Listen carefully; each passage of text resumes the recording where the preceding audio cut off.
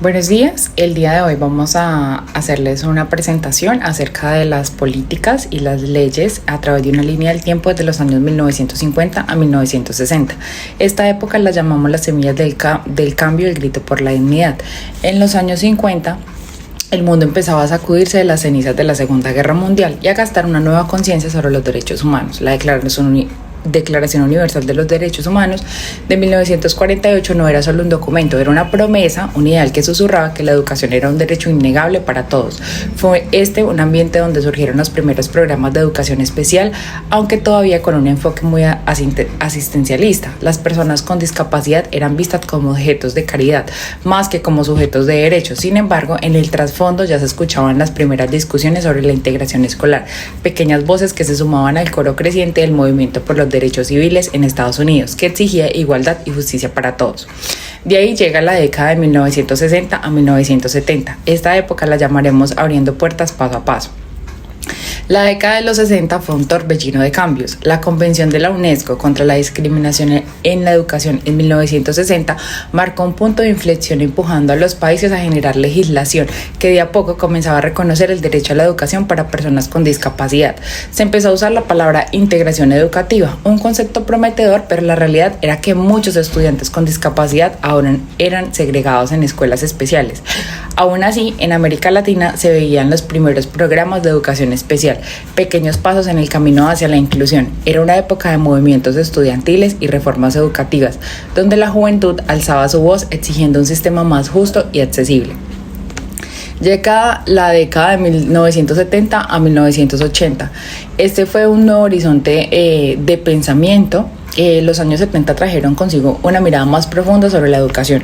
El informe Warner en 1978 en el Reino Unido fue revolucionario. No solo impulsó la educación inclusiva, sino que también cambió la forma de pensar sobre las necesidades educativas especiales, reconociendo que las dificultades podían surgir de la interacción entre el alumno y el entorno. Y esto se tradujo en leyes que promovían la integración de estudiantes con discapacidad en escuelas regulares.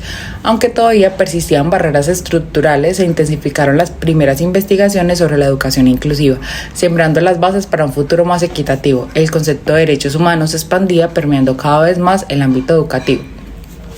Llega la década de 1980 hasta 1990. Esta época la llamaremos de la integración a la inclusión, un cambio de paradigma.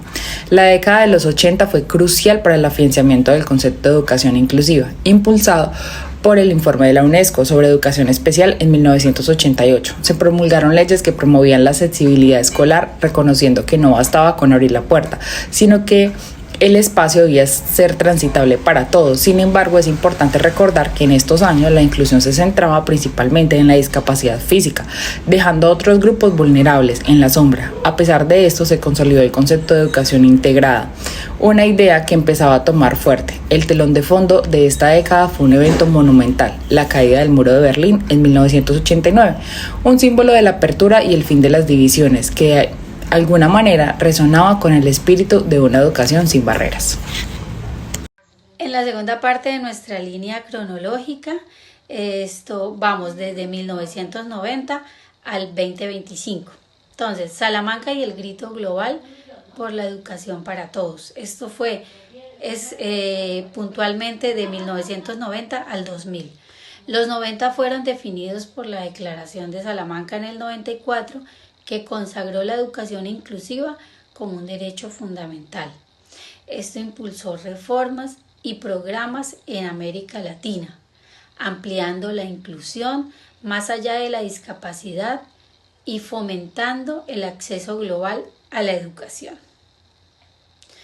El derecho a la diversidad en el aula. Esto se dio entre los años 2000 al 2010.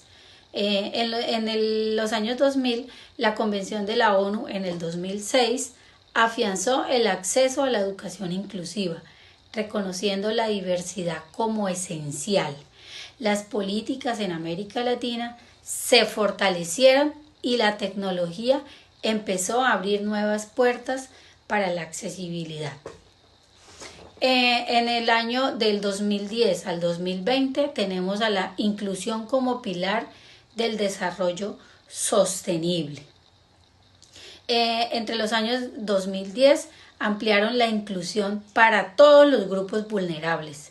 El ODS 4 la integró como meta crucial para el desarrollo equitativo, impulsando reformas y programas universitarios. Esto marcó un avance en derechos humanos y equidad con mayor voz para las minorías. Entre el 2020 y el 2025, la pandemia del COVID-19 en el 2020 visibilizó las desigualdades educativas, haciendo la inclusión una prioridad. El acceso tecnológico y la educación a distancia impulsaron la innovación. Esto llevó a mayor conciencia sobre la salud mental, a un enfoque intersectorial, una legislación actualizada y la exploración del rol de la IA. En el 2025, la educación inclusiva es una necesidad clave para las sociedades justas, enfrentando desafíos, pero avanzando hacia una educación sin barreras. El recorrido histórico que acabamos de brindar sobre lo relacionado a las políticas de inclusión no es un punto de llegada, es el camino a una transformación constante del sistema educativo para responder a las necesidades de las personas sin importar su condición.